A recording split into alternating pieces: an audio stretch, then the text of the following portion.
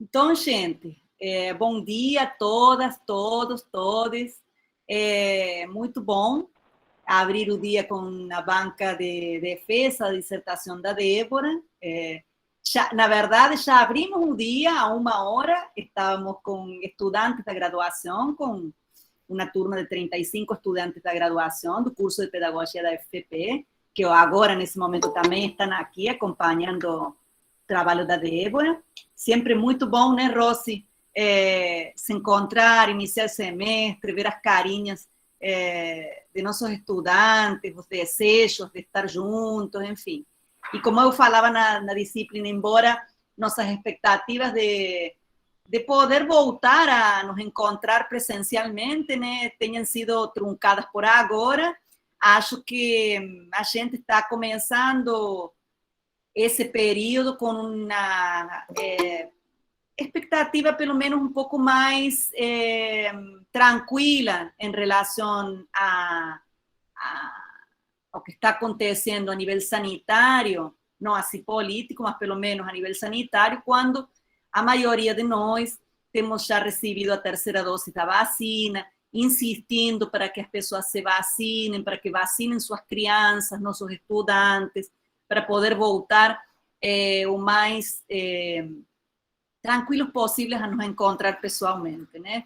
Isso já acho que tem descomprimido bastante o trabalho da gente. Então, acho que, embora seja uma atividade remota ainda, é uma atividade remota que tem um ar diferente ao que a gente enfrentava há 2 anos, ainda 1 ano atrás, com a demora da vacinação no Brasil, né? Então, é muito bom nos encontrar aqui para um trabalho que foi feito todo em pandemia.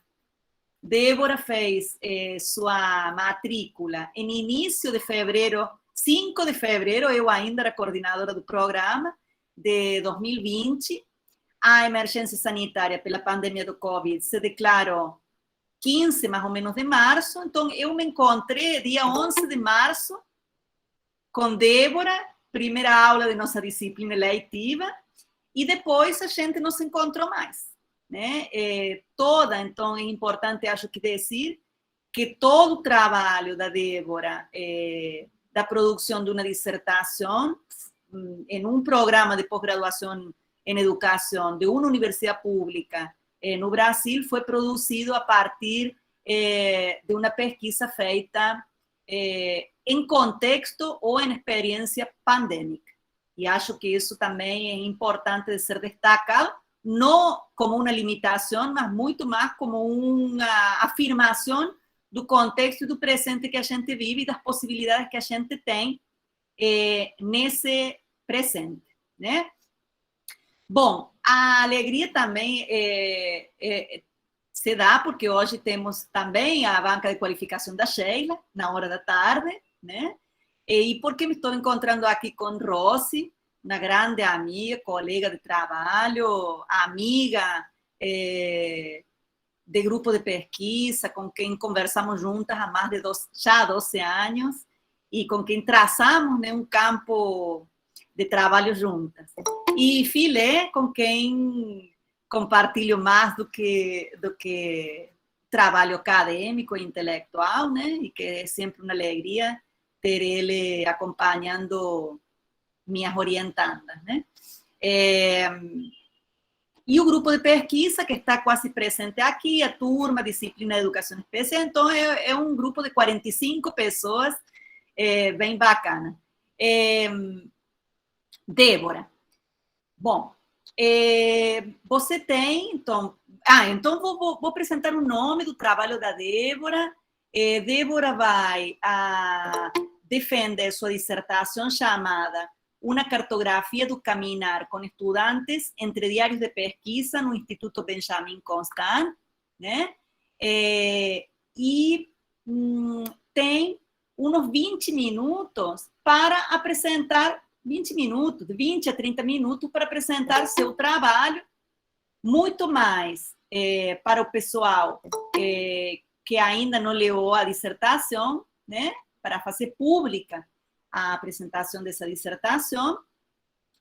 E depois disso, a gente vai chamar a banca, Filé e Rossi, para fazer a arguição do trabalho da Débora e, finalmente, fazer um parecer avaliativo. Tá? Então, Débora, é com você. Primeiramente, eu quero dar bom dia a todos e todas e todes, né? Agradecer a presença de vocês nesse momento de tanta alegria, né? E aí eu vou começar me apresentando, né? Eu me chamo Débora, eu sou uma mulher negra, né? Que hoje estou com os cabelos trançados até a metade da cabeça, meu cabelo tem cor castanho escuro, eu estou utilizando uma camiseta regata na cor azul. Ao fundo da minha imagem tem aqui uma pontinha do meu sofá marrom e uma parede na cor bege. Bom, eu sou bacharel em Serviço Social pela Faculdade de Serviço Social, a UERJ, sou mestranda aqui do PPGEDU, né, da FFP UERJ, e atualmente eu sou assistente de alunos do Instituto Benjamin Constant. O Instituto Benjamin Constant é uma instituição federal que presta diversos serviços e atendimentos, né, na área daquilo que se convencionou chamar de deficiência visual. Eu, enquanto assistente de alunos, eu estou lotada no Departamento de Educação, mais precisamente na divisão de atendimento ao educando, que é conhecida como disciplina, né? E ali eu tenho um chamado técnico para acompanhar as crianças nos atendimentos transdisciplinares. No chamado técnico, eu tenho um pedido para zelar pela integridade física delas e também fazer valer as normas disciplinares da escola. Eu acho importante pontuar que, embora essa condição, né, o exercício dessa função tenha o nome de assistente de alunos, eu tenho um chamado prioritário para andar com as crianças ditas indisciplinadas. Tá? E eu venho aqui hoje, né, defender a pesquisa que a gente intitulou, aí, como a Anne disse, Cartografia do Caminhar com Estudantes entre Diários de Pesquisa no Instituto Benjamin Constant.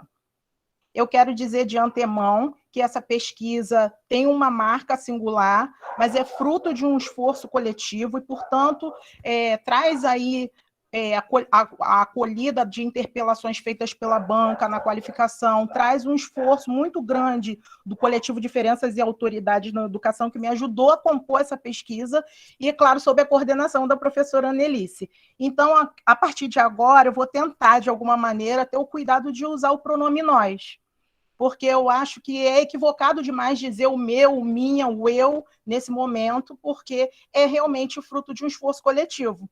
Então, se em algum momento eu disser eu, meu, minha, por favor, me perdoem o equívoco, tá? Então, vou tentar aqui um pouco sintetizar o que nós pensamos em problematizar na pesquisa, juntos, né? Na composição da pesquisa, a gente faz uma problematização dos efeitos dos encontros que eu tenho com esses estudantes que são ditos deficientes e indisciplinados. Como eu disse, eu tenho um andar prioritário com alunos indisciplinados, ditos indisciplinados e ditos deficientes por terem um diagnóstico de cegueira, baixa visão ou deficiência múltipla, né?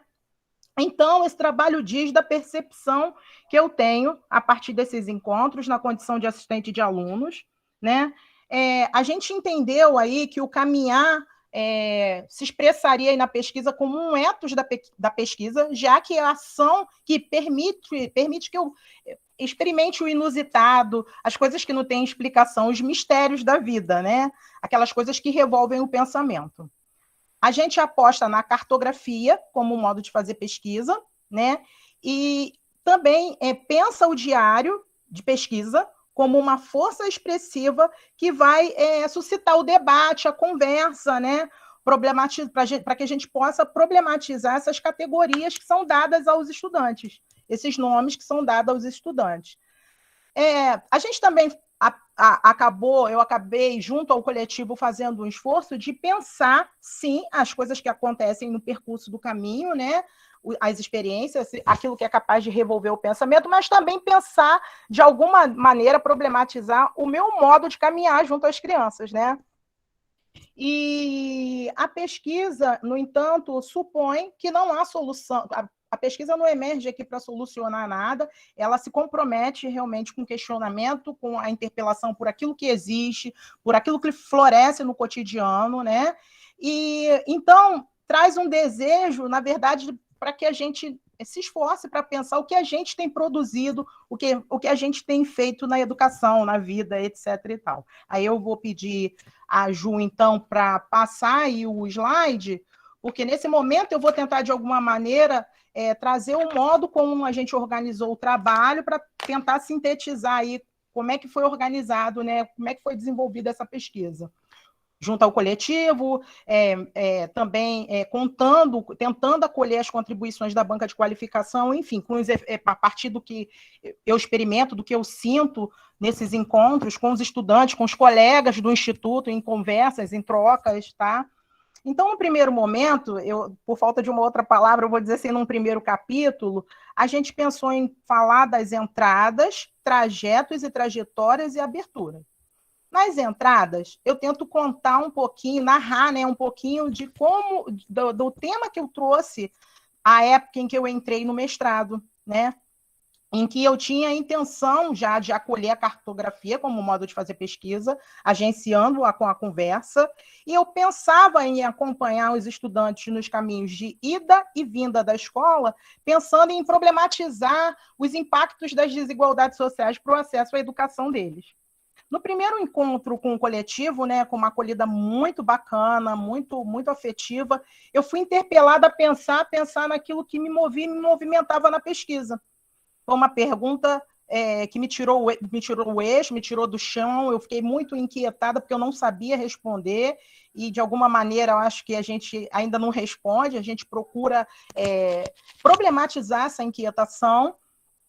Mas eu, com desejo de dar conta, né, dessa pergunta, eu trouxe uma escrita falando um pouco das minhas andanças aí pela vida, mas trouxe uma escrita, digamos, mais individualizada, né, meio narcisista.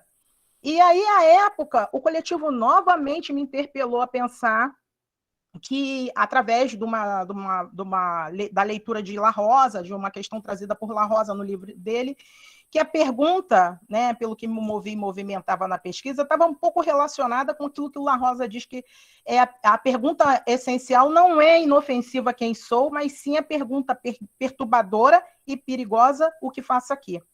E aí essa pergunta, o que faço aqui, do La Rosa, já começou a borbulhar aqui na minha cabeça.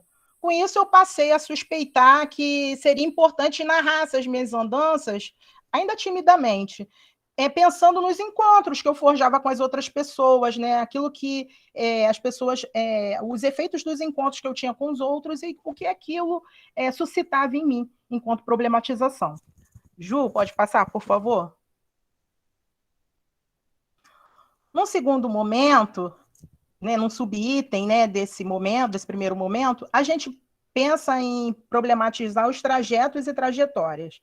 Então, aqui eu comecei a contar um pouco das minhas andanças, né, pensando um pouco na minha infância, na importância da escola no momento da infância.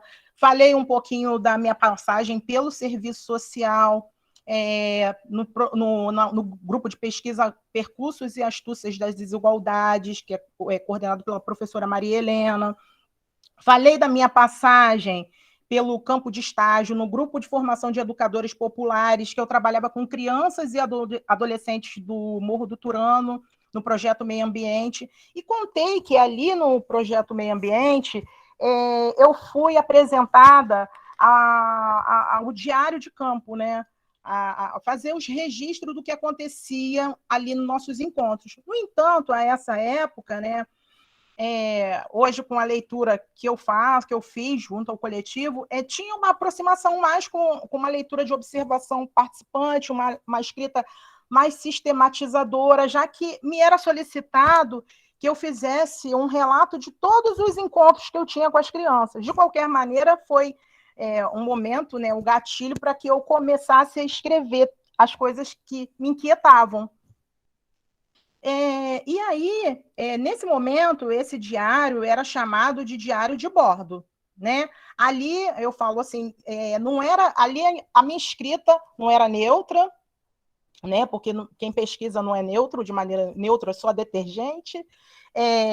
Mas eu ainda não entendi a importância de me implicar com aquilo que eu estava escrevendo, né? De me colocar ali dentro daquilo que eu estava escrevendo, né? Ainda fazia uma escrita interpretativa, né? Tentando mesmo descrever o que aconteceu sem me implicar. E a Ju pode passar, por favor, Ju?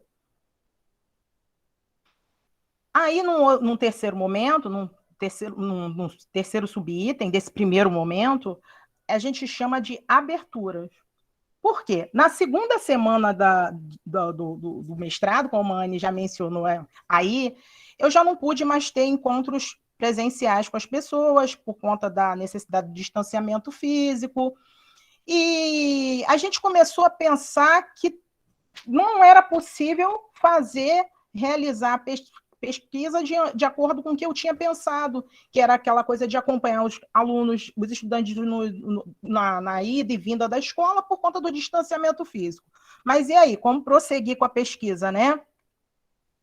Aí, junto ao coletivo, a gente começou a pensar possibilidades, né? E a cartografia suporta muito isso, porque como acompanha processos e permite essas alterações, né? Possibilita essas alterações, nada é fechado, nada é hermético, né? A gente começou a pensar que talvez esse dia, como eu não podia caminhar, né, pela cidade, eu podia caminhar pelas escritas, né? Pensando em voltar a esses diários que eu tinha feito desde a minha posse no Benjamin, né? Que eu conto até a história que eu me encontrei com uma pessoa diagnosticada com dita, né, deficiente visual, e que ela me levou até o Benjamin. E ali já começaram algumas inquietações quanto a essa questão do ver com outros sentidos, né? Eu lembro que eu fiquei ali inquietada assim, será que ela vai saber realmente me falar onde descer? E ela me disse onde eu deveria descer e trouxe muitas outras inquietações, e aquilo já revolveu meu pensamento já no momento da posse, né? Então eu digo até no diário de campo que eu apresento lá, atravessamos, não sou mais a mesma, porque ali realmente foi uma coisa assim que revolveu meu pensamento. Como assim? Eu fui guiada por uma pessoa cega, porque eu acho muito importante eu frisar, porque eu cheguei no Benjamin com a ideia de que eu ia guiar as crianças, de que as crianças eram quietinhas, pobres coitadas, né? E aí, conforme a gente vai caminhando aqui, eu vou contar um pouquinho de como isso foi aparecendo de uma outra maneira e foram aparecendo outras problematizações a partir do encontro com eles, né? Então, eu falo aqui, né, que diferentemente da concepção anterior, eu fui interpelada pelo coletivo a pensar que o diário ele podia funcionar, podia explicitar uma outra coisa, né, que eram as afetabilidades do encontro. Eu não precisava escrever toda vez, todos os dias escrever, eu precisava escrever aquilo que revolveu, eu podia, né, escrever aquilo que revolveu o pensamento, aquilo que realmente me passava e me atravessava de maneira a eu problematizar alguma questão, né? E aí eu conto também aqui nessa parte das aberturas, né, que eu tive também um encontro com a dúvida, né, um encontro com talvez, porque eu penso, né, que a feitura dos diários que eu fazia anteriormente, eles se faziam muito pelo viés da afirmação, né, da descrição, e aqui eu fui mesmo interpelada a pensar que a pesquisa ela podia se fazer muito mais por interpelações, por questionamentos, do que por afirmações, porque na medida em que a gente afirma, a gente de alguma maneira produz o outro com quem a gente caminha, né? Enfim. E também até a partir de uma disciplina que eu fiz junto ao professor Filé, né, José Walter Pereira, e com a Carmen Pérez, e também interpelada pelo coletivo, eu comecei a pensar, a partir do que o Sertor chama, né, de voyeur, né, do voyeur, né, que era possível que eu me implicasse com essa pesquisa, né, como eu disse, falando do meu modo de caminhar, do meu modo de ocupar esse espaço, né, educacional, o meu modo de ocupar a vida, né? Em que eu pudesse, de alguma maneira, tentar escapar do que o Sertor fala do voyeurismo, né? Desse prazer de estar de longe, de estar apontando, sem se implicar, sem fazer uma exposição, sem problematizar o modo como você se engaja naquela situação. E também uma outra coisa que é muito importante para mim, assim, e eu faço questão de frisar, que eu também fui suscitada aqui a pensar, né, a refletir, é dessa preocupação ética de explicar que a pesquisa que eu produzi junto ao coletivo e também, né, como eu disse, com contribuições da banca, tenta dar a ver a minha percepção dos efeitos dos encontros. De antemão, a gente diz que a gente está questionando nomes, então a gente eu tento de alguma maneira, não sei se consigo, mas faço um esforço para não dar outros nomes, não há verdades, né? E eu digo aí, é uma pesquisa composta por efeitos e que tem o desejo de efeitos gerar. Então, essa preocupação ética de dizer que é a minha percepção daquilo que aconteceu no encontro. Não é uma verdade instaurada, não é uma verdade inquestionável. E aí, passa, Ju, por favor. No segundo momento, no segundo capítulo, digamos assim, a gente pensou que poderíamos chamar de andanças diariadas a produção de passos que se escrevem por entre deslocamentos, lugares e singularidades. Aqui, o diário de pesquisa, que passou a se chamar diário de caminhada, para que a gente pudesse aí perceber que esse diário, agora, ele se preocupava com as afetabilidades e não mais com uma sistematização dos encontros ou uma descrição, era um esforço mesmo para problematizar, para interrogar. A gente chamou ele de diário de caminhada. E aí, nesse momento da pesquisa, a gente traz o diário de caminhada suscitando debate. Então, eu narro alguma experiência, né, que eu tive lá com os estudantes, e essa experiência abre uma conversa com os autores, né, para que a gente possa problematizar as concepções medicalizantes, judicializadas e moralizantes, né, entendendo que a gente pode pensar, talvez, que essas concepções, às vezes, se valem tanto quanto leis, né? E aí, caminhando, eu digo aqui, né, caminhando por entre escritas, eu tento enunciar que há outros modos de viver existindo. No primeiro momento, no primeiro subitem desse segundo momento, eu chamo de deslocamentos.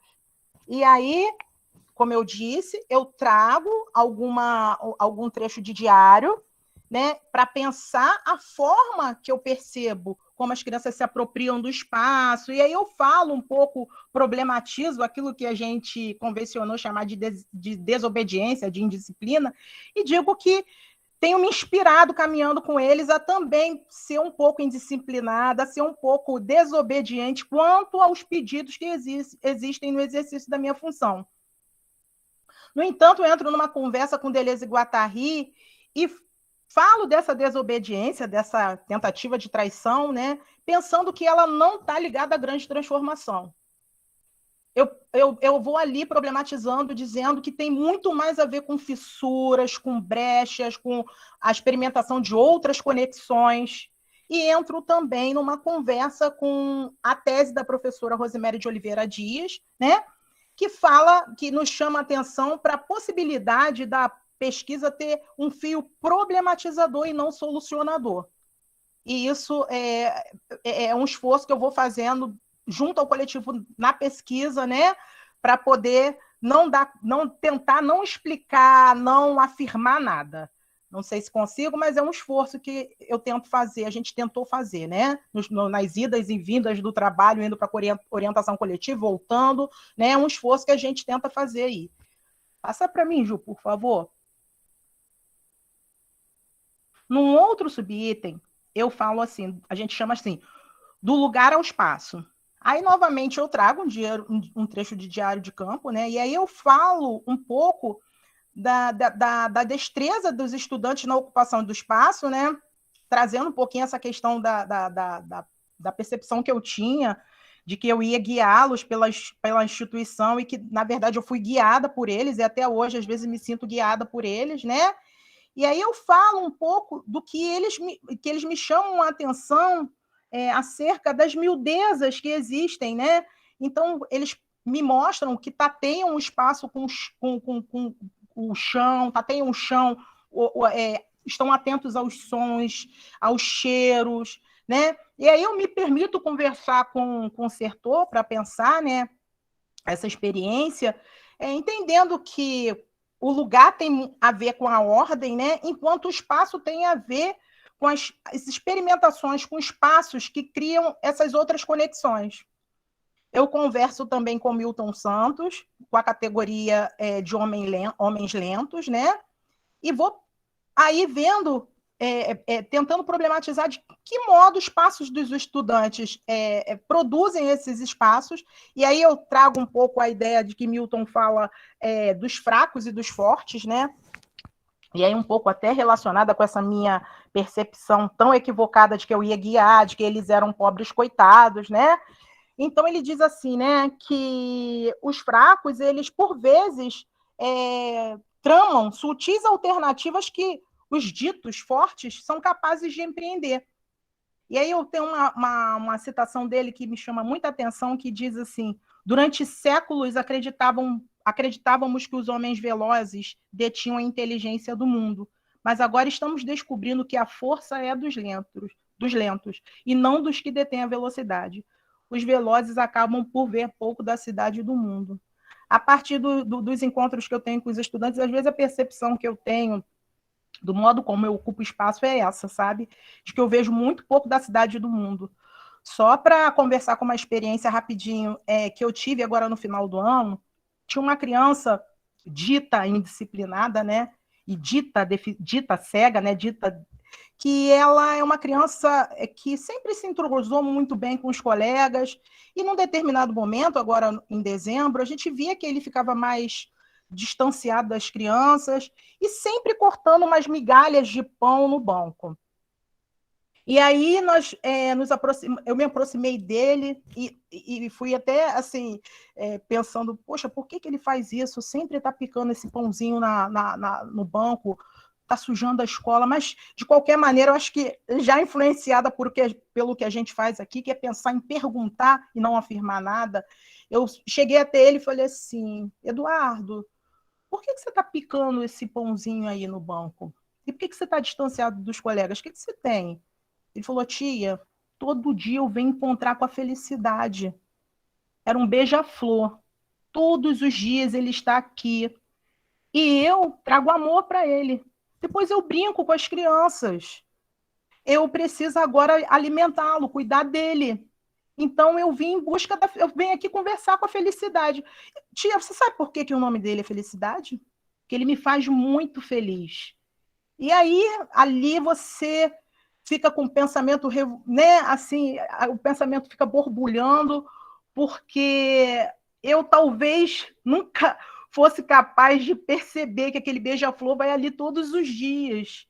Então, como eu digo, é uma possibilidade de aprendizado muito grande, todos os dias o encontro com essas crianças. E aí eu trago um pouco isso para a relação educativa, né? Da relação que a gente forja com outros, não só na educação, mas na vida, né? Se a gente tem esse gesto de gentileza, de cuidado, que faz com que o outro volte e que nos torna feliz, assim, se a gente fica feliz com isso. Então, assim, é isso, é um pouco isso. A força é dos fracos, sabe? Dos ditos fracos, sabe?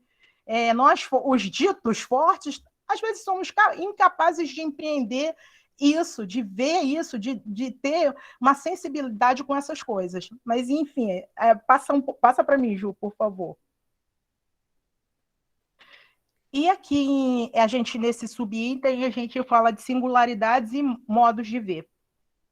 E aí, de uma maneira mais aprofundada, a gente lança, né, uma problematização sobre o discurso medicalizante, né, pensando, né, que esse discurso, ele, quando infere esse nome deficiência, né, que tem a ver com falha, né, ele nos deixa muito alerta aquilo que falta, né, e faz com que a gente não enxergue, não perceba, não sinta o que há, né. E também lanço aí uma suspeita desse código moralizante, que chama o outro de indisciplinado, e começo a me perguntar, a suscitar a pergunta, né, se a indisciplina não é mesmo um modo dos corpos desviantes resistirem, né, tentarem não se assujeitar, né? Por que todo mundo tem que andar no mesmo tempo, enfileirado, né? Por que todo mundo tem que ter um tom de voz baixo? Enfim, são questões que vão surgindo para mim no encontro com eles, à medida em que eu me coloco aí, né, a partir das interpelações do coletivo, da conversa com os autores, a pensar, né, mais profundamente sobre esses nomes, né? E aí eu me encontro com Deleuze e Guattari, eu me encontrei com a categoria de corpo sem órgãos, né, e achei que ela era muito bacana para problematizar, né, isso que eu experimento junto a eles, né, pensando em emaranhar, né, as funções dos órgãos, né, pensando que essa organização dos órgãos, olhos para enxergar, nariz para cheirar, boca para falar, talvez não deem conta das coisas que existem, né, porque a partir dos encontros com eles eu vou percebendo que o nosso corpo ele pode ter uma sinestesia, né? Então você pode enxergar com o ouvido, com a mão, com os pés, né? E aí a gente vai percebendo assim um corpo muito mais potente, eu acho, né? Que valoriza qualquer condição, qualquer pessoa, né? É uma percepção que eu acho que eu fui assim estabelecendo aqui junto, aqui no mestrado, muito bacana, assim, muito aquela coisa que eu digo, né, de não ser mais a mesma, né? E aí, como eu disse, né, eu suponho, tá? Porque aqui não há um elogio à indisciplina e não há fórmula e eu suponho que a indisciplina talvez possa ser pensada como uma astúcia, né? Uma tentativa mesmo de resistir às investidas de disciplinarização e normatização do corpo, como eu disse. Aí você pode passar, Ju, por favor. Num terceiro momento, a gente chamou esse capítulo, digamos assim, né, de astúcias entre caminhantes, uma desnaturalização da indisciplina como um modo de pensar as práticas de cuidado de si e do outro. Aí a gente retoma o campo problemático da pesquisa, né, e se coloca novamente a questionar a rotina, né, a repetição, né, aquilo que a gente faz de modo irrefletido, como quando por que ele está picando o pão ali, meu Deus, está sujando a escola, né, muito atenta a esse chamado técnico disciplinar, né, mas ainda bem que perguntei, não fui afirmando nada, não fui, né, tolhendo ele, né, e aí, como eu disse, tomei um banho de aprendizado, assim, né, na medida em que me aproximei dele. E aí aqui a gente vai acreditando na possibilidade de criar gestos mínimos que podem transgredir, desobedecer as solicitações, né, técnicas através de um regime de presença que se preocupa com cuidado e atenção no sentido da atenciosidade, né? E aí, novamente, falando que o transgredir não tem a ver com a grande transformação, tem a ver com essas fissuras, né, com essas brechas que a gente pode produzir no cotidiano. Aí a gente achou que era necessário problematizar o que a gente chama de indisciplina, né? Pensando em dar um novo uso a essa palavra, talvez percebendo essa palavra como um nome que é dado àqueles que habitam o mundo de um modo inconformado, né? Aí passa, Ju, por favor. E aí eu converso também nesse momento aí, eu converso com algum diário primeiro, né? Trago algum diário para poder suscitar o debate, né? E aí trago um trecho, trazendo a partir desse trecho de diário, eu vou novamente problematizar esse discurso jurídico, moralizante, medicalizante, né? E também pensar o modo como eu ocupo a escola, né? Pensar como, às vezes, eu me coloco como um agente que tenta impor a mesma idade, né? Que não deixa que o outro seja o outro, radicalmente o outro na relação, né? E como a gente pode, às vezes é sutil, é refinado demais, é o modo como a gente ajuda a apagar os espaços de alteridade. Também, às vezes, a gente consegue potencializar, né, o outro, fazer florescer, né, o que existe no outro enquanto potencialidade. E aí eu trato um pouco disso, né? Eu chamo para conversa o Sclia, né, que fala que a gente talvez tenha que olhar com mais perplexidade para o outro, né, que foi produzido, governado, inventado, traduzido, né? E a partir desse esforço eu me encontro com Foucault, né, na obra Os Anormais, para pensar a produção da normalidade. Me encontro também com a obra Vigiar e Punir, né, para pensar como o poder disciplinador se estabelece, né, de que modo a gente vai produzindo isso, né? E assim eu vou questionando um pouco também algumas palavras cotidianas, né, que intitulam não só essas crianças como indisciplinadas, mas como aquele que não tem mais jeito, sem modos. Anda bem perto dele, anda junto dele, presta bem atenção. Esse não tem mais jeito, hein? Então eu vou problematizando esses chamados e até falo, né, que são palavras tão relacionadas, como é sutil e refinado demais, né? Anda bem junto, presta bem atenção, tem cuidado. São palavras muito mais ligadas assim, né, a gestos de gentileza, a gestos de aproximação com o outro, né? E elas, como elas ganham um outro sentido, né? Podem ganhar, né? Um outro sentido na medida em que você pode prestar atenção, mas com um olhar panótipo, né? Como diz o Foucault, né? Prestar atenção para infringir sanção, prestar atenção para no sentido da vigilância, para depois fazer alguma punição com aquilo que você prestou atenção. Você pode andar junto, não fazendo florescer o que tem ali naquela criança, né? Mas tolhendo ela, né? Querendo que ela seja aquele sujeito da mesma idade, que ela ande do mesmo modo que as outras, que ela fale do mesmo modo que as outras, enfim. Aí eu vou problematizando isso a partir mesmo do meu modo de me engajar nesse espaço. E aí eu trabalho também com o conceito de antidisciplina do Sertor, pensando, né, que talvez a gente possa entender ou perceber a indisciplina como uma fissura, um processo de criação de pessoas comuns que burlam os procedimentos através de micro-resistências e microgestos. E aí, passa para mim, Jane. Ju, por favor. Aí, num segundo subitem desse momento aí, eu falo do cuidado de si e do cuidado do outro, né? E aí eu li a hermenêutica do sujeito, do Foucault, e aí fui mais ou menos assim percebendo que o cuidado de si não tem a ver com si, que é si consigo mesmo, né? Ele necessita da presença e da intervenção do outro, para que assim se estabeleça, né, uma produção de cuidado que aponta para a necessidade de criar outras formas de nos relacionarmos, experimentando modos de viver que escapem dos processos de normalização.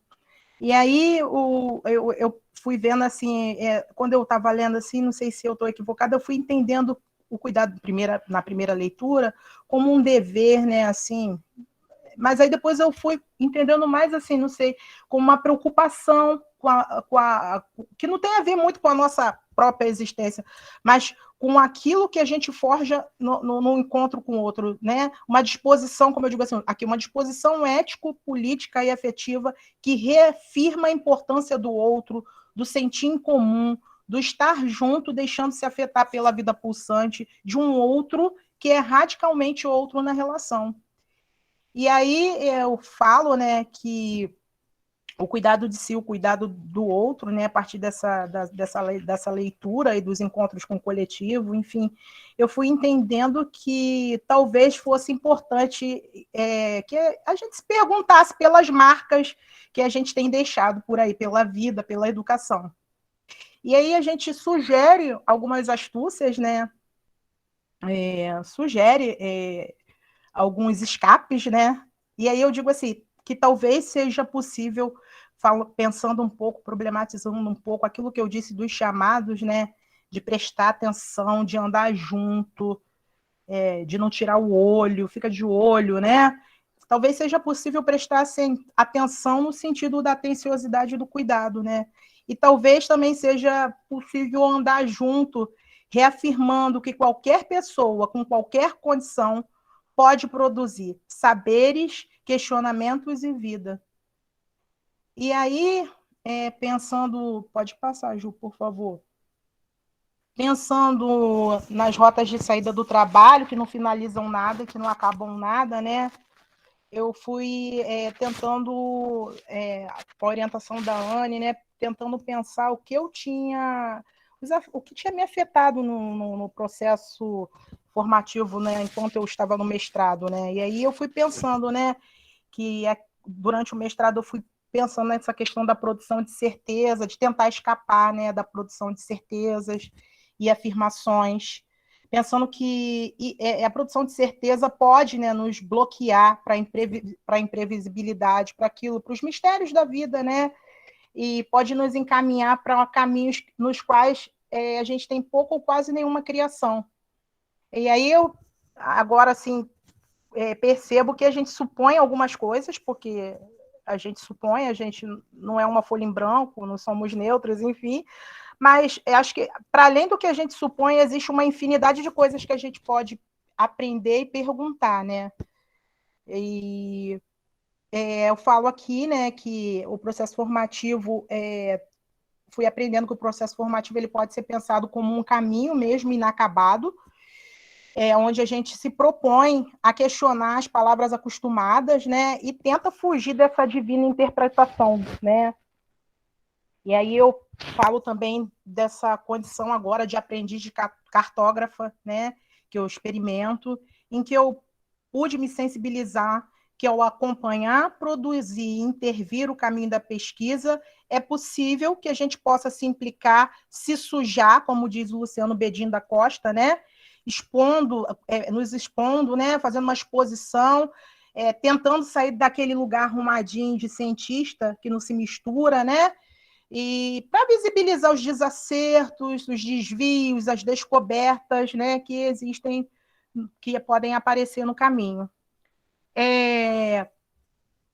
Aí eu falo, né, daquilo que eu disse que para mim foi de suma importância, de tentar de alguma maneira explicitar que a pesquisa diz das percepções e sensações que eu tive a partir dos efeitos dos encontros, que elas não explicam nada, são realmente um esforço de problematização. E é isso, aí eu falo, né, que a pesquisa me trouxe esse desejo de ter um compromisso com a desnaturalização das palavras, dos gestos, e que me fez pensar em empreender essa intervenção, um plano comum, que nada tem a ver com consenso, com a harmonia, mas que, ao contrário, né, sugere, reafirma a diferença. E aí, um pouquinho aí para abrir para a banca, eu falo, né, que o estranho que se faz presente nas caminhadas pode agenciar em nós um corpo político que pode, né, desnaturalizar os processos que tentam normalizar a vida, ratificando as desigualdades e a exclusão. E aí, pensando um pouquinho mesmo nesse inacabamento, eu passo a palavra para a banca, né? Agora eu vou parar de falar, vou escutar atentamente cada contribuição. Muito obrigada.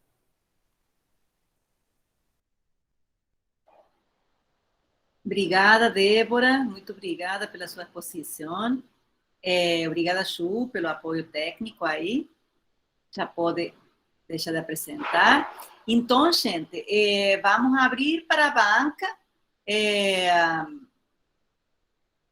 organizando como sempre a gente organiza, né? Primeiro abrimos para o professor convidado de fora, que é do mais perto, mas é do mais longe, o professor Walter Filé, da Universidade Federal Fluminense, e depois entra na conversa a professora Rosemary Dias, professora da Universidade do Estado do Rio de Janeiro.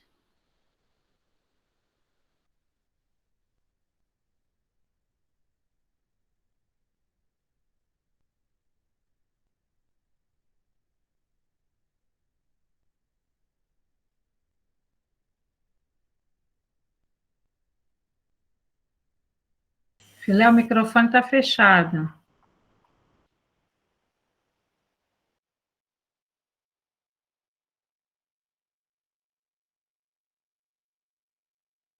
Pronto. Acho que agora houve, né? Sim, agora sim. Então, antes de mais nada, eu queria agradecer a oportunidade de estar aqui na banca da Débora e sempre as bancas, a despeito do que a gente precisa trabalhar em relação à avaliação do que a pessoa que está na banca nos oferece, eu sempre gosto de achar que a banca é uma oportunidade também da gente encontrar outras pessoas, de pensar coisas que a gente ainda não sabe pensar, e de encontrar amigos, como a Rose, que eu estou morrendo de saudade de estar aqui, né? Algumas pessoas do coletivo, que eu também conheço, são pessoas queridas.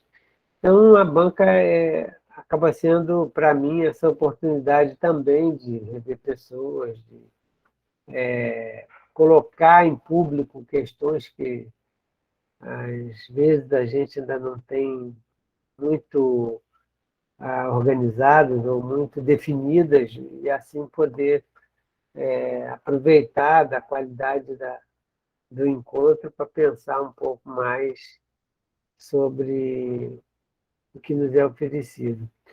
Eu, Débora, quando a Anne quando você me entregou o seu texto e a Anne me chamou para a banca, eu fiquei muito preocupado assim, com o tempo da banca, né? Porque na banca você tem que ter uma discussão, levantar um monte de questões, e eu falava para a Anne que, bom, o que eu posso dizer aí, né?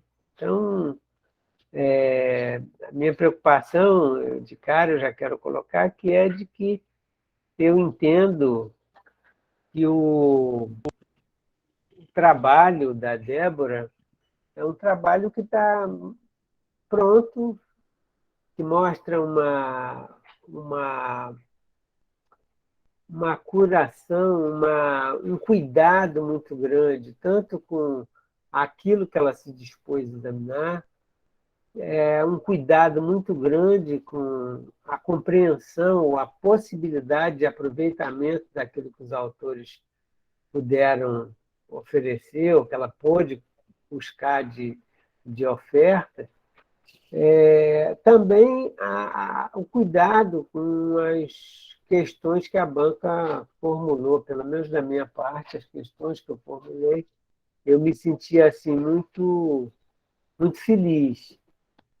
E queria dizer, Débora, que, independente das questões que você trabalha de uma forma muito madura em relação à sua pesquisa, o Benjamin Constant, as caminhadas pelo Benjamin Constant, os encontros com as pessoas do Benjamin Constant, eu quero pegar uma pesquisa, essa pesquisa, uma pesquisa de TCC, uma pesquisa de doutorado, enfim, todos esses processos de pesquisa como processo formativo. Então, eu quero me ater muito mais ao que você nos oferece na sua dissertação, como prova de que você fez um percurso formativo muito invejável. E a minha avaliação para isso, normalmente nas bancas, né, muitas pessoas avaliam a pessoa que está na defesa a partir do que ela oferece ou do que ela não oferece, ou daquilo que a gente acha que oferece ou daquilo que a gente acha que não oferece. Eu costumo levar em consideração, fundamentalmente, o percurso que você fez. Então, eu conheci a Débora, eu não estou aqui falando da Débora porque eu li um texto da Débora, mas a Débora fez 2 disciplinas comigo, então já deve estar de saco cheio de encontrar comigo. E na primeira disciplina que eu fiz com a Débora esboçou algumas palavras, a Débora se colocou, como é muito do feitio dela, é muito corajosa, se coloca até em coisas muito delicadas, né, como a história do Capitão do Mato, mas eu e Débora sabemos do que nós estamos falando, não precisa. Então, assim, dessas colocações que a Débora faz, e toda a trajetória que a Débora passou nas disciplinas, a trajetória da Débora pelas orientações e pelas leituras, pela vida da Débora, né?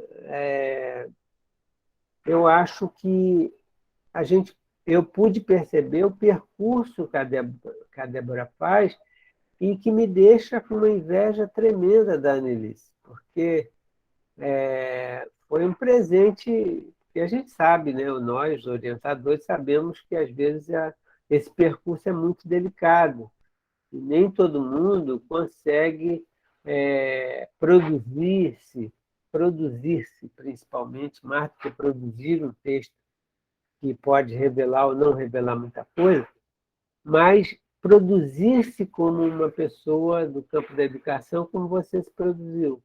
Então, eu fiquei muito assim impressionado, porque o texto da qualificação, e obviamente a qualificação requer muito mais trabalho, a qualificação, eu sempre digo que é a gente em volta de uma mesa tentando pensar coisas e tentar nos fazermos responsáveis pelo seu texto também.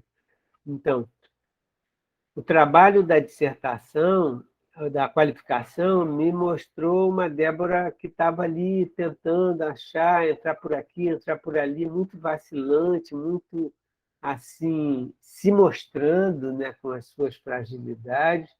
E agora, quando eu pego o texto dessa escrita de dissertação, tem uma pessoa madura, tem uma pessoa que teve uma relação com todos esses envolvidos que eu já falei, uma relação que nos mostra um cuidado muito impressionante. Isso diz da disponibilidade e das disposições que você coloca como uma profissional do campo da educação.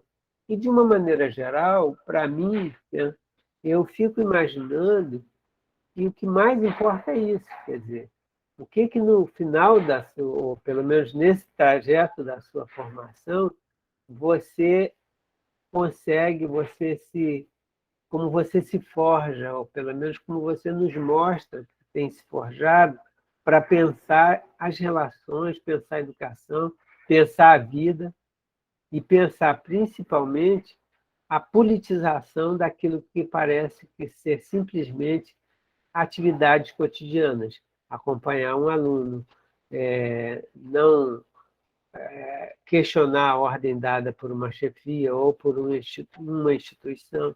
Quer dizer, isso, para mim, parece o coroamento de um trabalho, coroamento é ruim, mas já foi, de um trabalho fantástico da FFP, do programa de pós-graduação, da sua orientadora e dos caminhos que você percorreu, aproveitando as oportunidades, porque meu pai dizia, os irmãos, os filhos da gente são como os dedos das mãos, são criados da mesma forma e cada um sai de um jeito. A mesma coisa na orientação. As pessoas na orientação, às vezes, estão submetidas às mesmas oportunidades, mas a gente sabe que cada pessoa é uma pessoa e cada pessoa tem a sua forma de lidar com aquilo, com as oportunidades que vai encontrando e que vai até forjando essas oportunidades. No seu caso, você forjou muitas oportunidades, né? Então, eu passaria aqui um tempão falando do quanto eu estou feliz com o seu trabalho, Débora, do quanto eu te respeito, né? Mas, de qualquer forma, sempre fala assim, não, você tem que falar alguma coisinha, fala aí para... Né? Então, essa parte vai mais como alguma coisa para você pensar, e pensar, inclusive, para os próximos movimentos, porque eu imagino que você vai fazer outros movimentos, você vai fazer outras caminhadas, né? Vai percorrer outros lugares para tornar esses lugares seu espaço, né? Então, eu vou começar levantando, ou pensando algumas coisas para a gente pensar juntos. Não é para mudar, não é para... Ai, Débora, está faltando isso, está faltando aquilo. Até porque, eu sempre digo, está faltando para mim, não está faltando para você nem para as outras pessoas. Então, como é sua, eu nunca digo de faltar nada. Isso é bem parecido também com os profissionais. Às vezes eu contrato um profissional para fazer um serviço na minha casa, botar um quadro, furar uma parede para botar um quadro. Ele diz, custa R$100 ou R$500. Eu nunca digo que está caro, eu digo, eu não posso pagar, obrigado. Então, é nessa mesma perspectiva que eu vejo. Então, a primeira coisa, Débora, é assim, eu acho que uma coisa que você poderia pensar para os próximos trabalhos, eu não sei se vocês vão conseguir espaço para isso, mas duas questões foram muito importantes para mim e que deveriam dar conta, já que você fala tanto do setor, você faz um estudo do cotidiano brilhante, alguma coisa que dá conta desses tempos, né, são as circunstâncias. Né? A gente sabe que a gente se move, como o teu trabalho é sobre os movimentos e as astúcias de que fala o setor dependem das circunstâncias. Né? Ele usa até outra palavra, mas eu queria falar das circunstâncias. E eu acho que quem conhece a sua trajetória sabe que esse período pandêmico te trouxe dificuldades que talvez fosse importante delas estarem aqui, de alguma forma, nem que seja numa nota, porque a maneira como você enfrenta tudo que você enfrentou, para mim, tem duas possibilidades para quem lê. A primeira é de dizer, olha, mais do que tudo que pensou-se em destruir, existe um processo de criação e que é possível esse processo de criação nas diferentes contingências. E talvez isso nos ofereça também uma memória histórica desse período. Talvez daqui a um tempo ninguém pense em nada. Você fala assim, em umas linhas, só quando você diz assim, chegou a pandemia, eu não pude mais, chegou a pandemia, eu não pude fazer pesquisa de campo. Mas tem muito mais coisa. Você teve Covid, você teve muito problema na família, você teve uma situação muito complicada. E isso é um registro histórico desses tempos, principalmente quando a gente politiza isso. Quando a gente politiza, inclusive, a volta. Benjamin Constant impôs aos funcionários. Isso é a possibilidade de que, nesse documento, que fica no arquivo de uma universidade pública brasileira, não foi só o trabalho com alunos do Benjamin Constant para pensar isso ou aquilo. O trabalho tinha toda uma circunstância histórica, política, né, e social que precisa estar nesse registro, caso vocês encontrem um momento ou na conclusão, ou em qualquer lugar disso. Mas eu acho que isso é fundamental. Né? Da mesma forma como eu acho fundamental, Débora, nesses embates históricos, nós temos um embate histórico, nós, que eu estou dizendo, nós os pretos desse país, um embate histórico de marcarmos a nossa presença nos lugares, principalmente nos lugares onde nós não deveríamos estar, ou quando estamos, temos que estar pagando direito de piso. Né? E, muitas das vezes, eu tenho uma aluna da graduação que ela foi fazer uma pesquisa sobre negros na universidade. Né? E tem várias formas de você pesquisar sobre negros na universidade. Uma delas é vendo as pesquisas que falam da questão racial, a outra delas é quando você lê o resumo, que diz de quem é essa pessoa que está pesquisando. Assim como o pessoal LGBTQI a mais precisa marcar essa presença historicamente, eu acho que talvez você podia pensar na possibilidade, nem que seja, quando você se descreveu aí, hoje, o que você falou? Você sabe repetir? Pode repetir, por favor? Você pode repetir? Posso, eu disse que sou uma mulher negra. Pois é, mas não está no resumo. Você falou para um tipo de pessoa, que você achou necessário falar. Mas quando eu leio, a leitura não tem cor. Né? Nem que seja no resumo, dizer, eu sou uma mulher negra que pesquiso isso. Isso é importante, fundamental, porque depois a gente não sabe quantas mulheres negras atravessaram esse espaço que foi fortificado para que nós não pudéssemos pular a cerca. A cerca, inclusive, é eletrificada. Então, já que você pulou, entrou, entre e coloque sua marca. Tá? Não estou dizendo para ficar afirmando toda hora que eu sou negra, que eu sofri. Não, é dizer, eu sou uma mulher negra, como você fez na sua apresentação. Sua apresentação é isso. Eu sou uma mulher negra que tem o uso dread, ou você não falou isso? Então, lá só precisa botar, essa pesquisa é a pesquisa de uma mulher negra, vidente, e que não sei o que, não sei o que, não sei o que. Aí já rola. Né? Por conta desse cuidado que eu acho que politicamente a gente deve ter. Da mesma forma como os surdos não vão topar, não se colocarem como surdos, né? Na linguagem de sinais, ou onde quer que seja a sua possibilidade de marcar sua presença no mundo nesse momento. Pode ser que seja um dia que todos nós tenhamos que ser pensados como pessoas, como seres humanos, e não vamos sofrer nenhuma sanção por nossa condição. Então, nesse dia, beleza, a gente é só um nome, né? Mas eu acho importante, Débora, mas não digo que seja você tenha que fazer. Você e sua orientadora conversem sobre o que eu falei e pensem nisso. Né?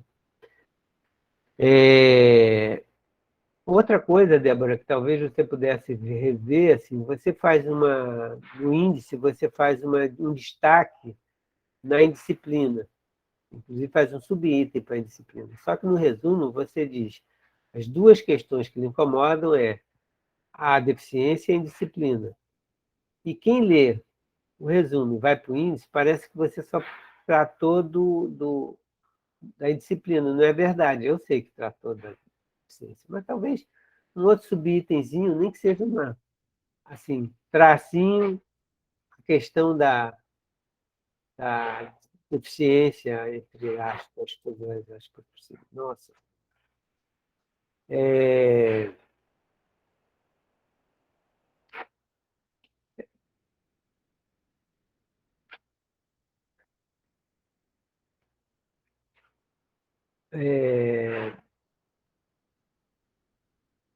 A outra coisa, Débora, só para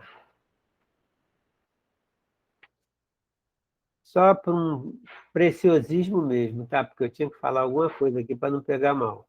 Então, tá ótimo quando você escreve, mas é uma oportunidade da gente falar publicamente, aprofundar isso. Tem um momento que você diz assim,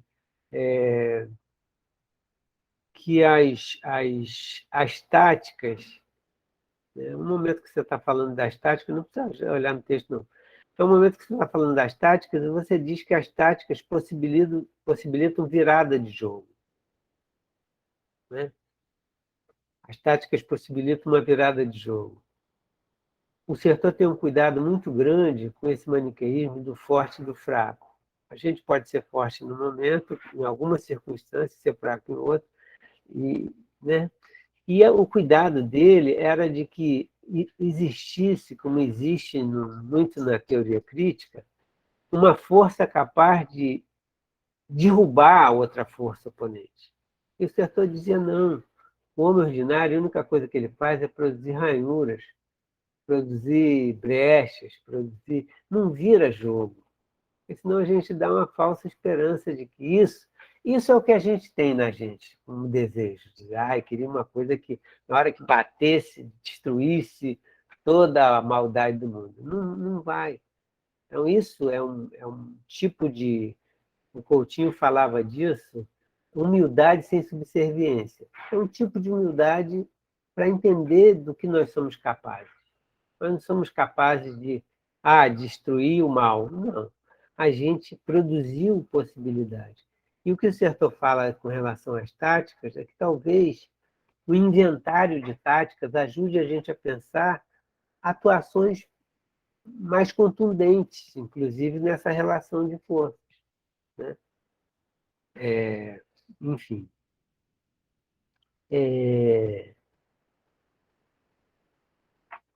Eu acho que você podia, só para fechar, porque eu também não quero... Eu acho que talvez você podia dar uma revisadazinha nas citações diretas, tanto no espaço entre as frases, quanto no espaço entre a citação direta e o texto principal. E você coloca espaço simples, né? Só buscando chifre na cabeça de cavalo aqui para não ficar mal, né? Para ver se eu vou ganhar a minha declaração fazendo jus a um trabalho aqui, porque senão vão dizer, não, você não falou nada, você não vai ganhar nenhuma declaração. Então, assim, Débora, é isso. Eu estou muito feliz de estar na sua banca, muito honrado com o que você nos apresenta, né, e como você se apresenta. Estou muito honrado e agradecido pela chance. Tá? Obrigado.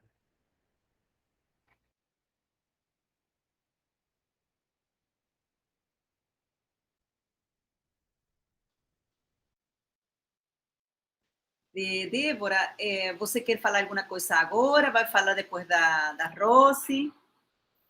Se quer falar alguma coisa? Eu quero agradecer pela leitura cuidadosa e dizer que não tem cansaço nenhum em acompanhar as disciplinas, né, junto ao professor Filé.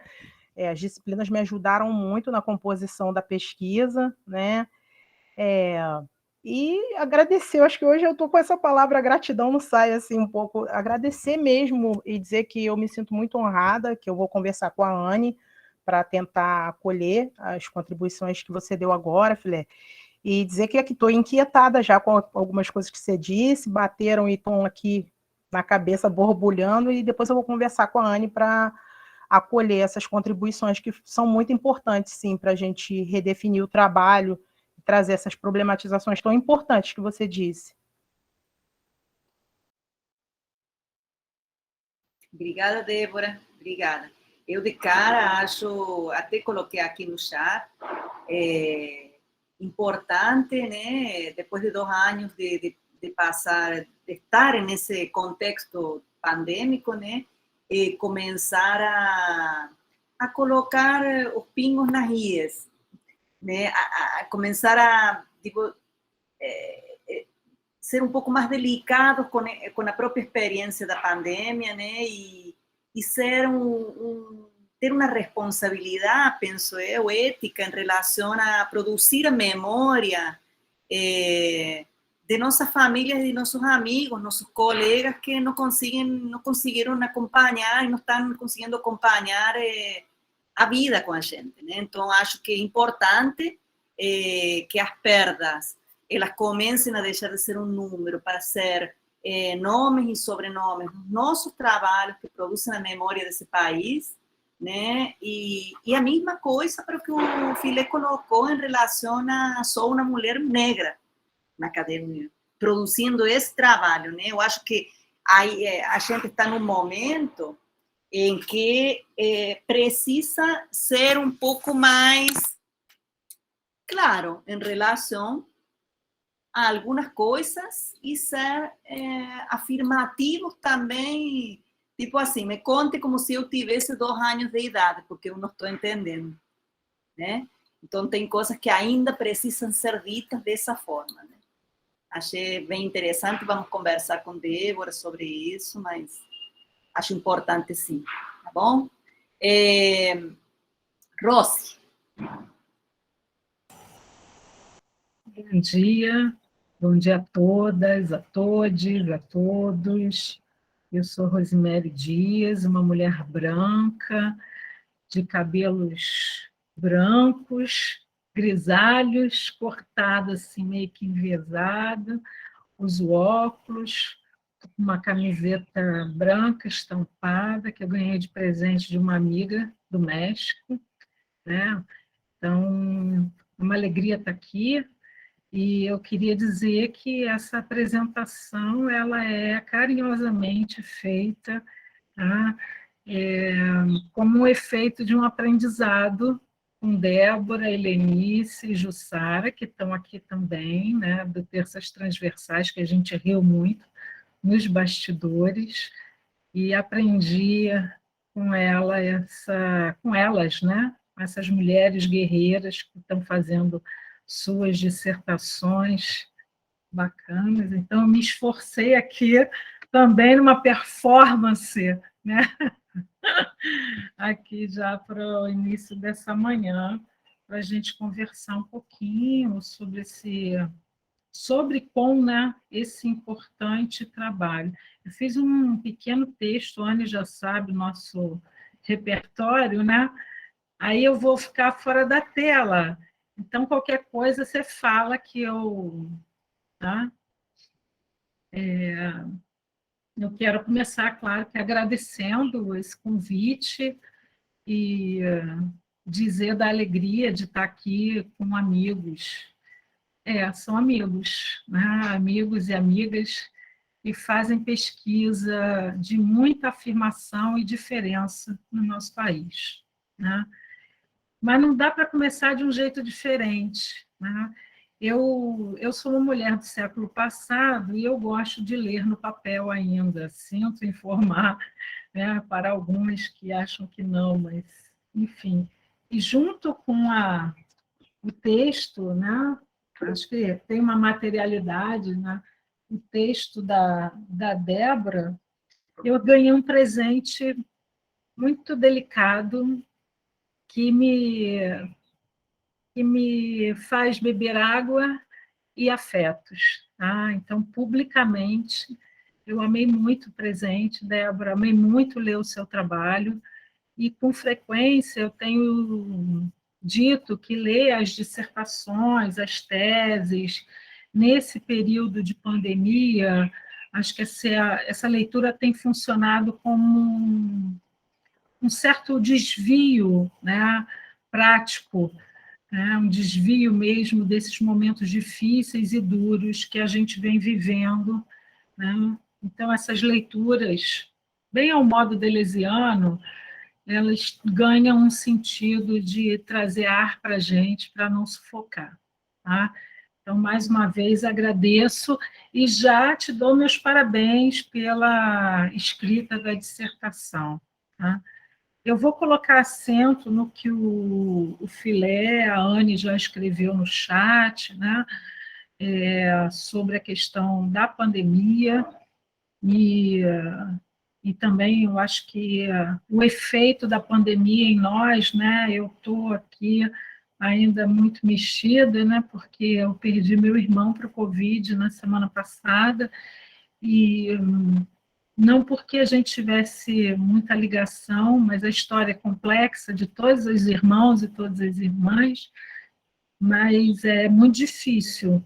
E as histórias, né, das perdas, elas se singularizam em cada um de nós. Então, acho que vale a pena, sabe, Débora? Eu sei que você também passou por essas questões sensíveis e delicadas e que têm efeitos muito diferentes em cada um de nós. Né? Então, eu acho que só para reforçar um pouco, né? Porque desde o do próprio resumo você diz isso, né? você diz que cabe, no resumo, te citando, né, cabe ressaltar que se trata, né, de uma pesquisa feita completamente de forma remota, devido aos efeitos da pandemia da Covid-19. Né? E eu vou pular um pouquinho no texto, né, porque tem uma passagem, só um minutinho para eu acabar com essa história da pandemia. Ah, cadê? Eu juro que eu acho que eu sinalizei a página aqui no meu texto. Eu estou com um negócio da pandemia na cabeça e queria... Não, não. Ai, sumiu. Que você faz uma... Depois eu vou seguir aqui, eu vou achar no texto, mas eu já vou falar agora, tá? Porque você tem uma passagem que você traz a questão do negacionismo, né? E eu tenho escutado alguns pesquisadores, já li em alguns textos, né? E que essa questão do negacionismo, ela no nosso país, em função de não só ter pandemia, mas a gente viver um pandemônio, né? Ele ganha, né, o negacionismo, um certo ativismo do vírus. Tá? Então, a gente tem que ter muito cuidado, porque eu particularmente penso que não são somente gestos negacionistas da ciência ou da própria existência da pandemia, mas no pandemônio político que a gente está vivendo, isso ganha uma função ativista em prol da pandemia e do vírus. Tá? Depois eu acho que, conforme eu for lendo aqui o texto, eu vou localizar a página e eu sinalizo para você, tá? Só para facilitar aí nos ajustes pós-banca. Enfim, se você aí conversar com a Anne, ver isso, né? Ver se é importante sinalizar essa questão, tá? Então, vamos lá. Pesquisa intensa e corajosa, realizada por Débora, coletivamente, brincando aí com a palavra, né, com o coletivo, que cartografa modos de caminhar no Instituto Benjamin Constant, de uma educadora, assistente de alunos, e os seus diários, definidos por ela como uma força expressiva. Eu gostei muito disso, tá, Débora? Que problematiza os modos e as denominações dos estudantes ditos deficientes e indisciplinados. Tal problematização sugere uma desnaturalização dos conceitos de deficiência e indisciplina, afirmando a força questionadora do que estamos fazendo na vida e na educação. Cartografia do caminhar, por entre diários e trajetórias que acompanham desde 2013, como você mesma, Débora, escreve, e eu vou te citar, no seu diário antigo, lá de 2013, o finalzinho dele, que está na página 15, tá? Você diz mais ou menos assim, no final. Compreendi que são pessoas que podem, ora, apresentar um comportamento hostil, ora, podem estabelecer uma relação amistosa na travessia, quando ela segurou minhas mãos, indicando como deveria ajudá-la. Ela falou num tom ríspido, mas também quem mandou eu segurar as mãos dela sem consultar. Que ideia minha! Descobri que, embora eu me esforce para pensar e partilhar experiências com as pessoas, existem coisas que só quem vive sabe realmente o que é e pode, se quiser, contar. Atravessamos.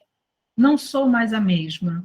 Diário de bordo, 8 de junho de 2013. Né?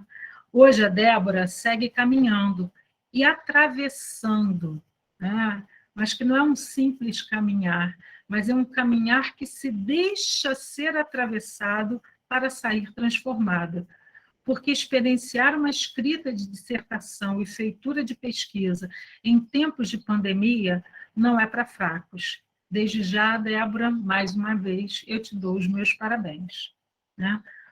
Por entre trajetórias, trajetos, caminhadas, andarilhagens, cruzos, Débora se transforma em uma caminhante, que tem múltiplas possibilidades de caminhos, como ela mesma nos diz na página 17, e eu te cito novamente, né? Sensibiliza-se para os passos que permitem um deslocamento pelas vias curvas, por percursos menos racionais e mais sensíveis, que poetizam o cotidiano, para inventar trajetórias.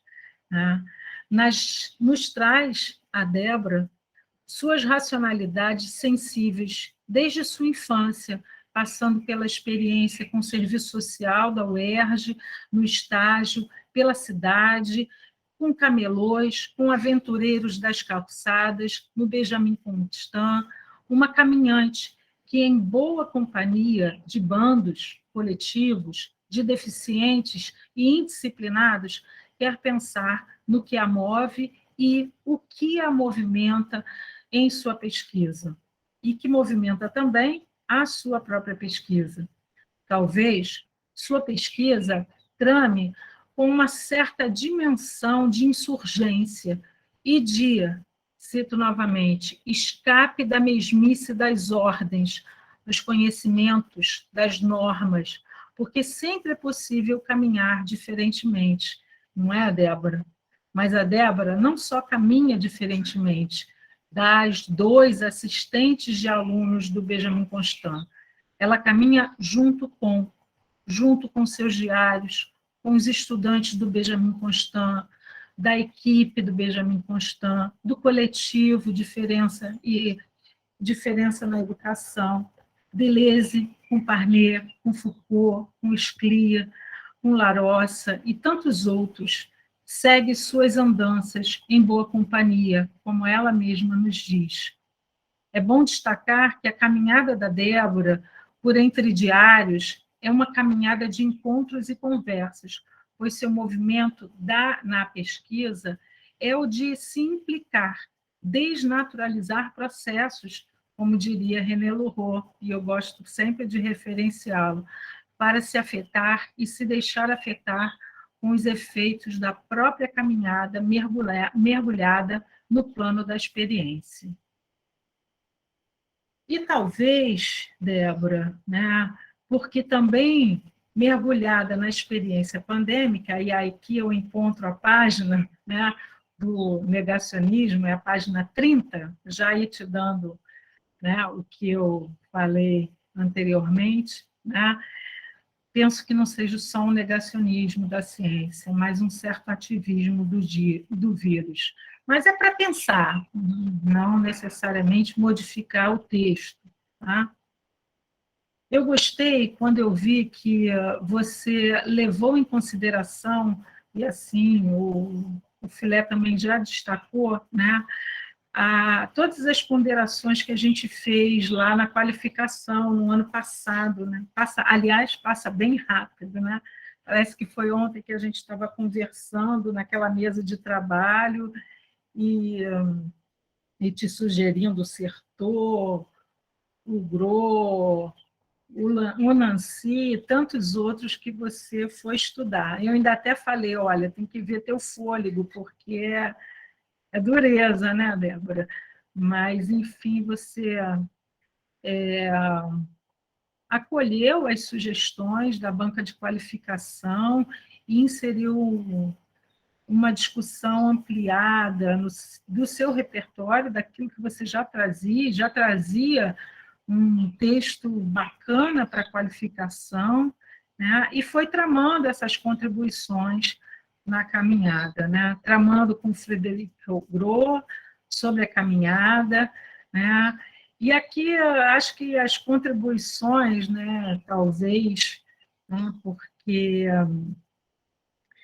vem mais para trabalhos futuros, né, diria eu, uma tese, né, se você resolver teimar, né, com essa afirmação do lugar da desobediência, do trabalho, né?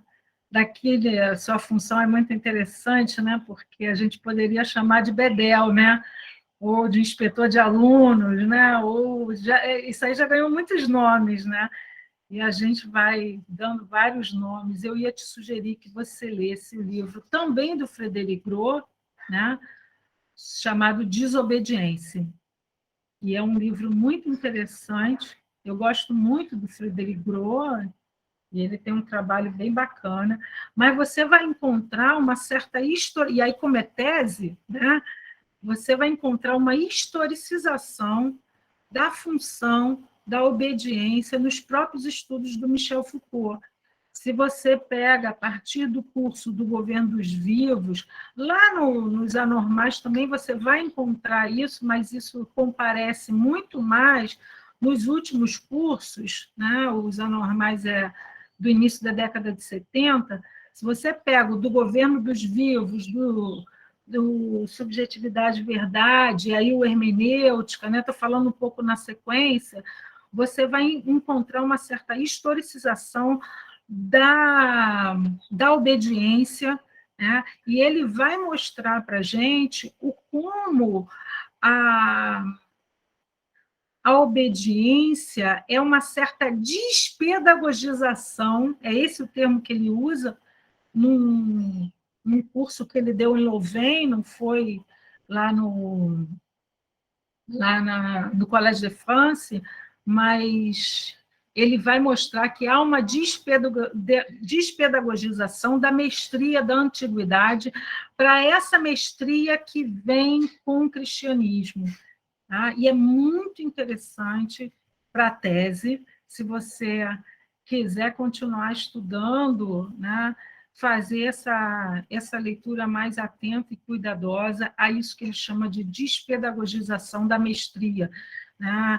E o como a obediência ela vem sendo cunhada, né, desde o cristianismo, né, como uma prática da mestria, né, como uma prática de condução dos corpos, como uma prática e aí de produção de uma hoje chamada sociedade de segurança, já chamada sociedade disciplinar. Enfim, essa é uma discussão muito legal que eu acho que você tem fôlego para a sua tese. Não é para agora, tá? É só para deixar aqui, está sendo gravado, registrado, que eu acho que isso é bem interessante e necessário para a gente também pensar o presente, né? Uma certa ontologia, né, da obediência para poder pensar a desobediência da função do assistente de alunos, né? Então, não somente como uma prática da desobediência, mas como uma prática de singularização de caminhos, enfim, né? Mas voltemos, então, para o caminhar, né? A desobediência, essa outra faceta dela que não está no teu trabalho, mas pode comparecer em trabalhos futuros, tá? E eu vou te citar na página 36. Caminhar se apresenta como uma possibilidade de misturar, juntando-me aos outros para assim, talvez, desnaturalizar tudo aquilo que é dito como verdade única e inquestionável dos estudantes nomeados como deficientes e indisciplinados, que são os companheiros com quem passo o dia a caminhar e pesquisar. Gente, é muito lindo isso. Tem umas pérolas no texto que são maravilhosas, tá, Débora? Essa é uma delas. E aí, em seguida, esse está na página 36, né? Em seguida, lá na página 37, né? Você vai... É uma outra questão que eu achei... Essa página, para mim, ela é muito especial, pela função metodológica também, do uso do diário, do uso da pesquisa, da cartografia e das definições que são difíceis nessas análises e intervenção que a gente vem fazendo junto com outros, né? E aí eu estou abrindo também porque eu oriento trabalhos que usam a metodologia da cartografia, do método da pesquisa e intervenção, né? Então, nessa página, você vai até falar do Walter, da contribuição do Walter Filé, né? Você define o teu objeto logo no início dessa página, né? Dizendo que você se desloca do diário de bordo, né? Para um diário que a gente chama diário de campo, diário sensível, e você fala da diferença entre uma escrita descritiva, que ela é uma escrita identitária, né? Para uma escrita que afeta e se deixa afetar pelos encontros com o outro. Tá? Então, assim, eu marco essa página e na versão mais final, talvez pudesse recuperar essa diferença, né, de uma escrita que era uma escrita descritiva, né, de uma série de diários e de uso de diários que a gente já conhece, para uma escrita que é uma escrita mais sensível, mais realizada por aquilo que nos afeta e deixa afetar também outros, né? Talvez, lembrando aqui do que você acabou de dizer na sua apresentação, que não está como diário, né, na dissertação, mas esse beija-flor da felicidade pode vir como um diário bacana, né? Não sei, pós. Eu fiquei encantada e queria lê-lo, assim, né? Falando desse jeito, lê-lo, né? Mas talvez com outro trabalho, só para trazer aqui um pouco para você pensar, né? E aí uma questão que você talvez pudesse rever e organizar o texto é que o diário da página 46, tá? É o mesmo e ele se repete na página 73, 74. Né? Aqui, por sinal, é um ótimo diário, né? Aquele que toca direto, né? Um dos efeitos da dissertação, que problematiza o tema da indisciplina e a reposiciona como modos de gestão da vida, que eu acho que é isso, né? A indisciplina é um modo de gestão da vida, né? Aquele diário que você fala das cabeçadas como tropeços, né? Ele é muito interessante, talvez por isso que você o use novamente, mas é só, se você quiser mantê-lo, é só sinalizar para o seu leitor que você está reafirmando, né, ou reutilizando o diário ali no texto, né, como parte do texto, citação do texto, e aí, não que eu seja contrário a ele se repetir, mas é bom sinalizar para o leitor, né?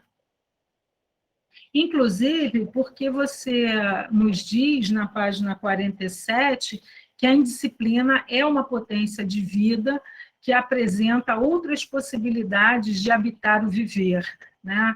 É essa possibilidade, né, que exige da gente uma escuta mais cuidadosa para a gente problematizar o famoso e clássico modo de intervenção em outros, né? Que ele não tem jeito, né? Ou então aquele famoso encontro a gente está em início de ano letivo, né? Naquelas reuniões antes de início de aula, o professor da turma, você vai pegar a turma B? Olha, eu peguei o fulaninho, cuidado com ele, bota ele do teu lado. Então, assim, são falas muito recorrentes que a gente tem isso como uma certa atitude natural e que a gente pode estar tomando, né, por uma força de expressão, como uma política de narratividade, problematizando-a, né? E esse capítulo, eu acho que ele é um capítulo muito bacana, né? Eu gostei bastante da conclusão desse capítulo lá na página 50, né? Da escuta que emerge como força expressiva, né? Uma política de narratividade. Talvez eu pudesse ler, mas vou me alongar muito, não quero me alongar demais, mas é para rever, para você problematizar o verso, o avesso, o inverso daquilo que estamos acostumados a pensar, como você mesma nos diz. Tá? O diário como força expressiva de desnaturalização talvez pudesse dar mais canetada na conclusão. Isso é muito forte, Débora. Sugiro aqui um artigo com esse título, tá? O diário como força expressiva de desnaturalização. Isso é bem bacana, né? Porque Débora acompanha processos e problematiza, e pesquisa, e escreve, e conversa, e se deixa afetar pelo encontro com outros. O diário e as caminhadas movem a Débora para uma certa inservidão, uma desobediência na relação com outros que a faz problematizar modos de trabalhar com deficiência em disciplina para forjar uma formação por vir, como eu gosto de chamar. E você usou de maneira bem bacana lá na página 53, tá? O que hoje eu chamo de formação inventiva de professores, né? Talvez você possa atualizar, colocar uma nota, né? Eu sei que, de repente, você não leu o livro, né? Mas a tese já foi publicada em livro e pudesse fazer uma nota falando aí e fazendo referência. Lembrei até da Maritza, numa banca que a gente teve junto aí, falando da gente atualizar isso, né? Porque já tem outros materiais, né? Isso aí que você usou de 2008, tá? Posso te mandar isso depois, se você quiser, tá bom? Sim, Débora, a cartografia é uma atividade de terreno, tá? É sempre bom escrever isso, tá? E como foi ficar sem esse terreno e fazer ver as falas, os movimentos do seu caminhar, tá? Acho que essa é uma pergunta que todo mundo se faz e pode estar nessa nota, nessa explicitação, gosto desse termo na cartografia, né? Nessa explicitação acontecimental da pandemia, né? E aí os seus diários, eles vão dando corpo e forma a isso que você nos escreve. Lá na página 62, eu ia sugerir que você fizesse assim, no segundo parágrafo, depois do finalzinho do diário, né? Você botava assim, só uma palavrinha, tá?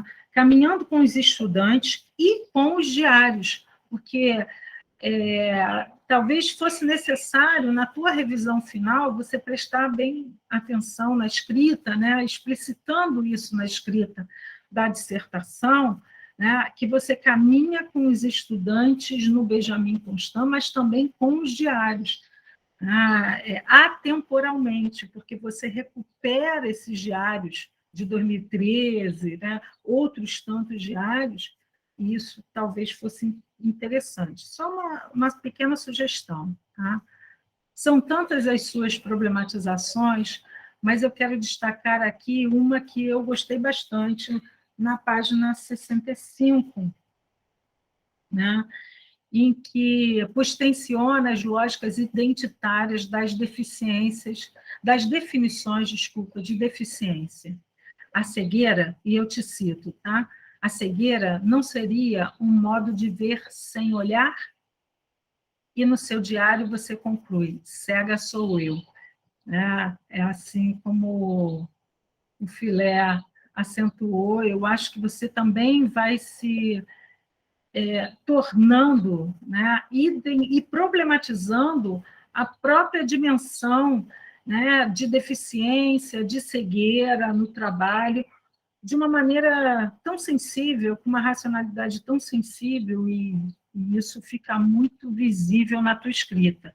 Aliás, você escreve muito bem, eu já acho que a gente já tinha falado isso lá na qualificação, né? E eu gostaria também de te provocar um cadinho, as astúcias entre caminhantes, né? Esse é o título que você dá a um dos capítulos, né? Astúcias entre caminhantes, uma desnaturalização da indisciplina como um modo de pensar as práticas de cuidado de si e do outro. Talvez o seu título, né, desse capítulo 3, ele não seria modos de pensar, práticas de desobedecer, práticas ativas que afirmam diferença e singularidade, né? Fiquei assim pensando, né? Porque eu acho que é isso que você mais faz no capítulo. Ah, eu gostei muito desse capítulo também. E como uma das grandes contribuições, né, da tua pesquisa passa pela questão da desobediência, né, eu quero terminar a minha fala aqui citando um trechinho de um livro que eu li recentemente, tá, de uma freira, tá, Ivone Gebara, maravilhosa, que ela escreveu um livro maravilhoso, publicado pela Claraboia, editora Claraboia, uma jovem editora paulista, tá? E que chama A Velhice que Eu Habito. Tá? A Gebara, ela vai produzindo saídas e inventando movimentos existenciais, né? Uma freira feminista não é coisa pouca, né? Eu li, meu encontro primeiro com ela foi no livro da Margarete Rago, Narrar a Si Mesmo, bem bacana a passagem que a Margarete Rago cita a Ivone Gebara, né, que é uma freira declaradamente socialista e feminista, né, que eu vou falar só um trechinho da história dela, que é bem bacana, né, porque ela, a partir de 1994, ela passa a ser conhecida na imprensa sensacionalista, né, como a freira do aborto, né, porque após conceder uma entrevista à revista Veja, na qual ela diz que essa é uma prática que não constitui um pecado, né? E a repercussão foi enorme na vida dela, nas práticas dela, e por esse motivo ela foi retirada do Brasil e foi fazer o seu segundo doutorado em Louvain, né, pela hierarquia católica, mais ávida, né, por uma certa retratação ou simplesmente, né, para calá-la, né? Então ela foi embora. Só que não teve muito sucesso essa retirada dela, porque ela não renega a declaração sobre o aborto, e ao retornar da Bélgica, ela publica um livro chamado Rompendo o Silêncio, né? Que seria uma certa fenomenologia feminista do mal, né? Vamos dizer assim, que o próprio título, Rompendo o Silêncio, né? Não precisa de explicação. E aí eu vou ler aqui um trechinho dela para terminar minha fala. Infringir leis, ensinar infrações, desconstruir hábitos, desconstruir conteúdos, denunciar prisões conceituais, abri-las para mostrá-las por dentro, suspeitar das verdades absolutas, dos caminhos pré-fabricados, entraram na minha rota de desobediência, quase como escolha de vida. Como é duro e, ao mesmo tempo, gratificante desobedecer. Por aí tracei meus caminhos. E eu penso, Débora, que também foi por aí que você traçou os seus caminhos, caminhando junto com, né, essa prática de fazer pesquisa com diário de campo, coletivamente, insurgente, né, e na defesa de um certo modo de estar com o outro, e que esse outro possa se permanecer um legítimo outro, como diz o Scliar. Tá? Um beijo para você, um beijo, Annelise, para todo o coletivo, parabéns pelo trabalho, tá? E é isso. Obrigada, Rossi, muito obrigada. É claro que queremos um parecer, né, para Débora começar a pensar a versão final da dissertação, né? Débora quer falar alguma coisa antes que a banca tem que sair para fazer parecer e esse tipo de coisa. Queria primeiro abrir para você, né? Ao final, um momento de arguição e defesa. O que você precisa ainda manifestar sobre o seu trabalho, sobre as colocações feitas, enfim.